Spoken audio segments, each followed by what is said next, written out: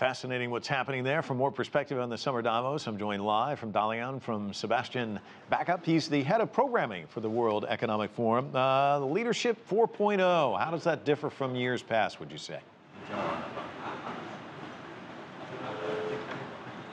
Hi, thank you for having me. So Leadership 4.0, that's the theme of this year's meeting. We are clearly in a different context compared to last year. We have seen rising trade tensions over the past months. Of course, Osaka now is making us hopeful that there is a truce, that there is that the negotiations are going to pick up again. So trade tensions are one of the topics. Geopolitical tensions are one of the topics of this meeting, but we're also going to look at other topics. I heard that you addressed before our exhibition at this meeting. Technology governance is another big topic.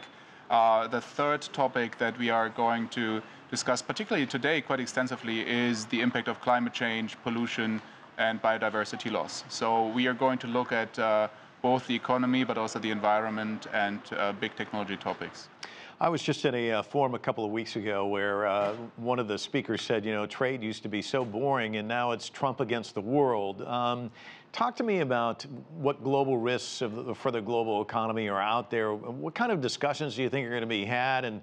And what about this truce between China and the U.S.? Is that likely to help things at all?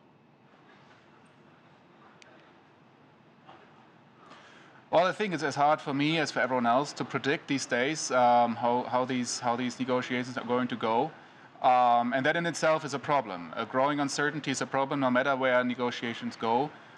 We have seen the World Bank reducing its trade forecast over the past, just last week, to 2.6%. So this is a challenge. But at the same time, we should recognize that there are many global challenges that know no borders. Climate change is a huge challenge. Over half of the investments in renewable energies are happening here in China right now. China is going to be an important partner in addressing these major global challenges, and we hope to make progress here at this meeting when it comes to those risks as well. You were talking about climate change. You're disappointed that out of the G20 there was a stronger statement from these leaders on that issue?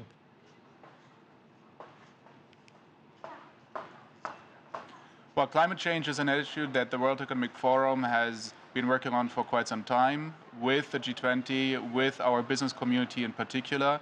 We are working closely with the United Nations, and we hope that there will be more progress in the months to come.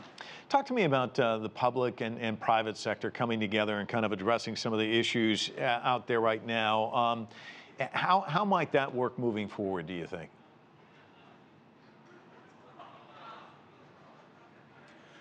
The annual meeting of the new champions is bringing together about 2,000 participants, and roughly 2/3 of those participants are from business. And this is what the World Economic Forum is trying to do.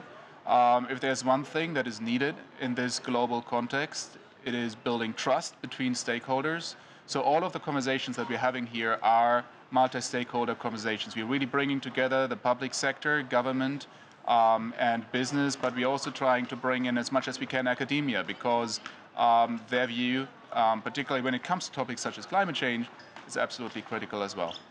The Summer Davos taking place in Asia, the fastest growing economic region in the world. Parag Khanna's got that book out, The Future is Asia. The region, though, is also facing some strong headwinds. A link to demographic changes, which we heard in that story, trade tensions, the rising debt. Talk to me about where you see the opportunities and the risks for this area that is just crucial as a growth engine.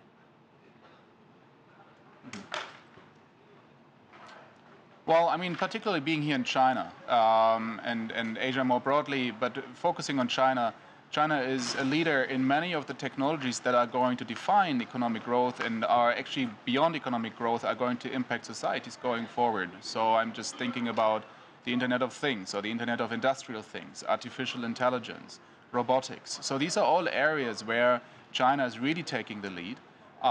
And where people are now coming to this meeting to actually learn from China and understand what the developments are here. So I would say these are huge opportunities, and these are major focal points of this meeting.